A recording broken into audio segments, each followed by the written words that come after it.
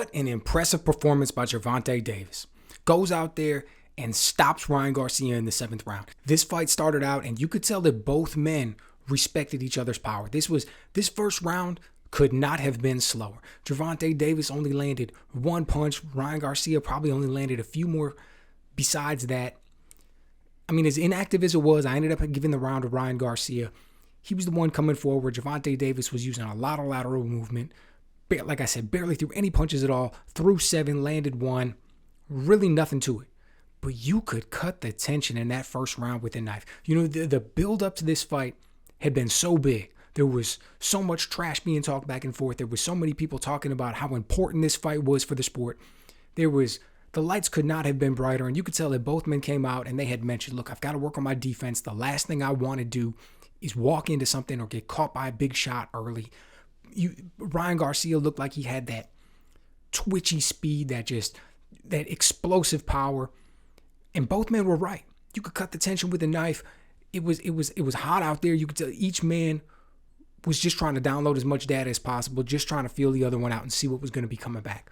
But that second round is when it was opened up, courtesy of Ryan Garcia, man. He came out there and he used that explosiveness. He used that speed. He used that hand speed. He was trying to get shots off. Now, look, he missed the majority of his shots, but he was coming out there trying to make it happen. Gervonta Davis was moving, he was slipping, he was sliding, he was avoiding most of everything that was coming.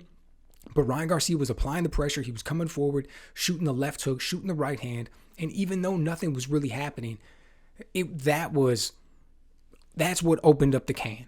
That's what got everything moving.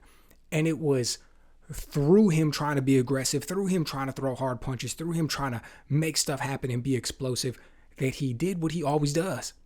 He overcommitted. He threw too much behind one of these left hooks. Gervonta Davis is able to slip it, and he just lands a beautiful left hand. I mean, he just uncorked that thing. It was short, it was straight, it was right to the point.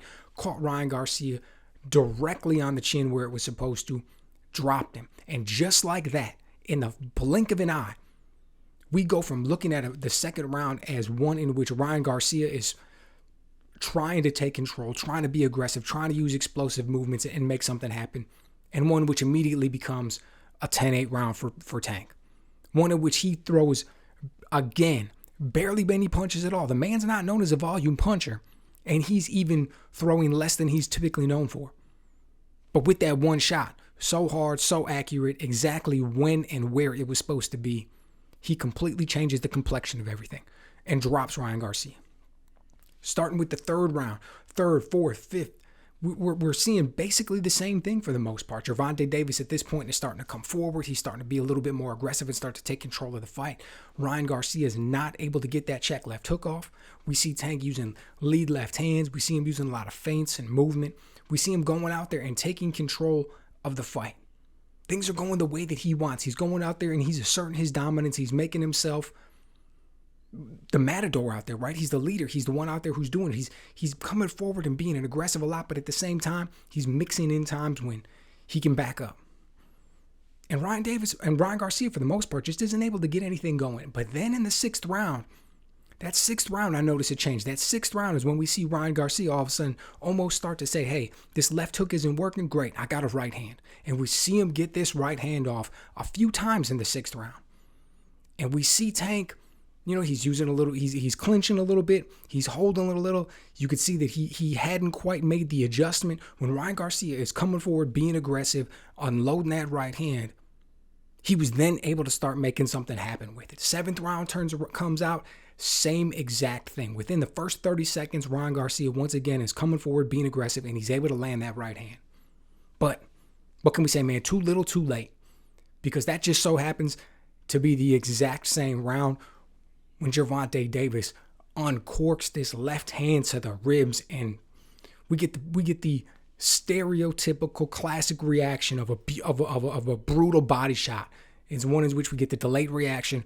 Ryan Garcia attempts to hold it together a little bit, backs up, and he's got to take a knee. And that's all she wrote, man. He's not even able to get up from it. I know when he went down initially, he said his intention was to get up. He thought he was going to be able to. But in the post-fight, he said he couldn't breathe anymore, man. That's how brutal it was. I don't know if we're going to end up hearing that it was a broken rib. I don't know if it's going to come leak. He said he didn't want to say anything. I don't know if it's going to come leaking out that there's a hint that he had a pre-existing injury from a brutal body shot that he took in the training camp coming up to this one. None of that really matters. Doesn't make any difference at all. All that matters is what happens on fight night. Look, my hat's off to both men. One, for taking this fight, and two, for the performance that they put in. You could tell that they were both prepared as well as they could be.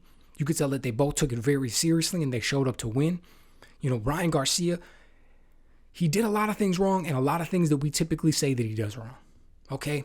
He came out and he was throwing the jab and then he got away from it. He was never effective with the jab, but he was attempting to control the distance with it. Good for him, but then he got away from it. The check hook was not working for him. But by the 6th round, he started to attempt to land the right hand and make that adjustment. Good for him, man. Great performance in that regard. Even though he didn't get some stuff done, it shows people who are paying attention that once again, this man is working on stuff in training camp. He's attempting to get better. He's taking it and he's doing more things. That's what you want to see from a young fighter. You don't want to see somebody stagnate. Now look, I said it before and I'll say it again. I wish he'd use more feints. I wish he'd set things up a little bit better. I wish he wouldn't overcommit so much. I wish he'd tuck that chin a little bit more. But hey, what happens remains to be seen. The room for improvement is the biggest room in the house.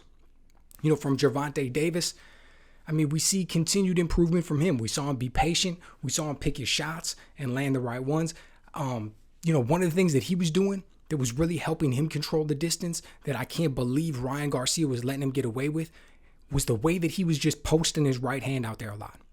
He wasn't throwing a jab. A jab can get countered much easier, but he was using that right hand and he was kind of just posting. He was placing it up on Ryan Garcia's glove and he was using it to measure the distance and he was using it to be the very first tell of when Ryan Garcia was going to move. When you got your hand on a man's glove like that, as soon as he starts the very first minuscule action to attempt to throw a punch, you're going to feel it coming through that glove. And it's almost going to be that little bit of heads up. I thought it was a beautiful move by Gervonta Davis because it allows you to keep a little bit of control out there, try to attempt to control Ryan Garcia's lead hand. It allows you to gauge the distance. It allows you to see feel what's coming back at you. Just great stuff, man. And he used it beautifully. So that's just another wrinkle to his game. So, man, I'm super excited for both men. 135 for Gervonta Davis, 140 for Ryan Garcia. Next month, we got this fight between Devin Haney and Lomachenko for all the marbles at 135. And then after that, we're going to be looking at who's going to be next, regardless of who wins. I mean, I know Devin Haney's going to be the favorite for going into that one, and he should be. He's looked amazing in his career so far. Loma, not only did he take that loss to Teofimo Lopez, but he did not look amazing in his last fight against Ortiz. So but for conversation's sake, I mean, let's just say that it doesn't matter who wins. We're talking about Gervonta Davis and Shakur Stevenson in here at 135 as a potential next fight for the winner of that one between Devin Haney and Lomachenko. Man, either way, you can't lose. That is going to be on fire. So, you know, let me know what you guys think. Were you as impressed with the performance that Gervonta Davis put on? Did you like what Ryan Garcia brought to the table and the way that he was able to switch it up? Who do you think is going to win that fight between Haney and Loma? And do you think it'll be Tank or Shakur Stevenson that gets that one next? Let me know what you guys think.